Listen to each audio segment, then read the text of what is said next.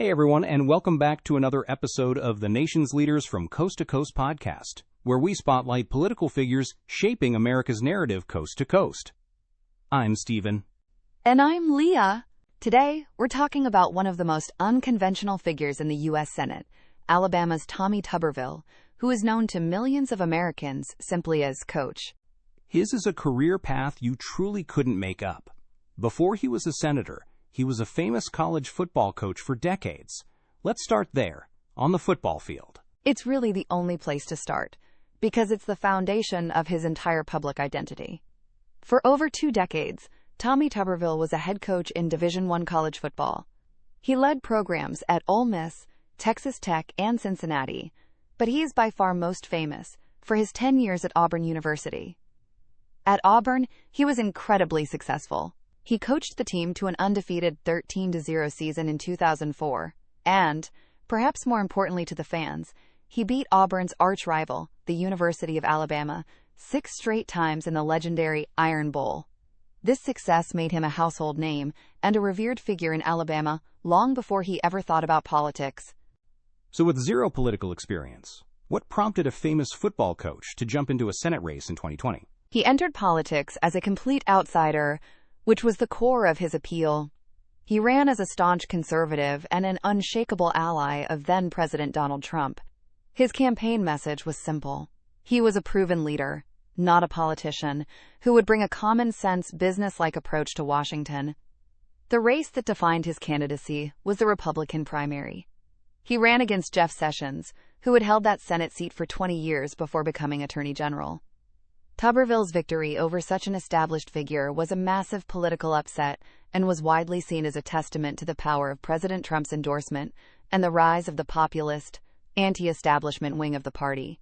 In the Senate, how has he translated that outsider approach into his work on committees? He landed on committees that are a perfect fit for a senator from Alabama. He serves on the Agriculture Committee, which is vital for the state's large farming community. He serves on the Veterans Affairs Committee, representing Alabama's huge population of veterans and active duty military. And most significantly, he serves on the powerful Senate Armed Services Committee. This committee oversees all of the nation's military policy and the Department of Defense. His role there gives him a direct say in policies that affect the major military installations in his state, like the Redstone Arsenal in Huntsville. He used that position on the Armed Services Committee to make major headlines in 2023 with his hold on military promotions. Can you explain what happened there? Yes, it was one of the most significant and controversial actions taken by a single senator in recent memory. For nearly a year, Senator Tuberville placed a procedural hold on the promotions of hundreds of senior military officers, including members of the Joint Chiefs of Staff. He did this to protest a Pentagon policy that provided travel funding for service members seeking abortions. Because these high-level promotions are typically approved by the Senate in large groups by unanimous consent, a single senator's objection can grind the entire process to a halt.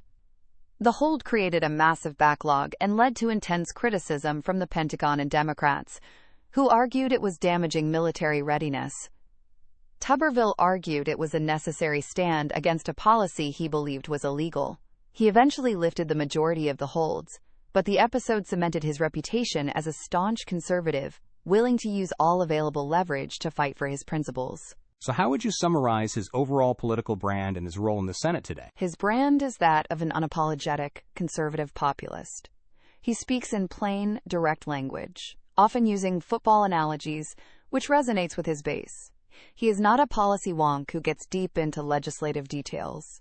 Rather, he sees his role as a fighter for conservative values and a steadfast ally of Donald Trump. He is a reliable vote for the conservative wing of his party on every major issue, from fiscal policy to social issues. In a Senate filled with lawyers and lifelong politicians, his background as coach gives him a unique and powerful connection with a large segment of the American electorate that feels left behind by Washington insiders. That's our profile for today. Thank you for listening to the Nation's Leaders from Coast to Coast podcast. You can find show notes for this episode and links to our sources on our website, pointedwords.com. Please note AI assists in the creation of this podcast from pointedwords.com, and remember, better pointed words than pointed swords.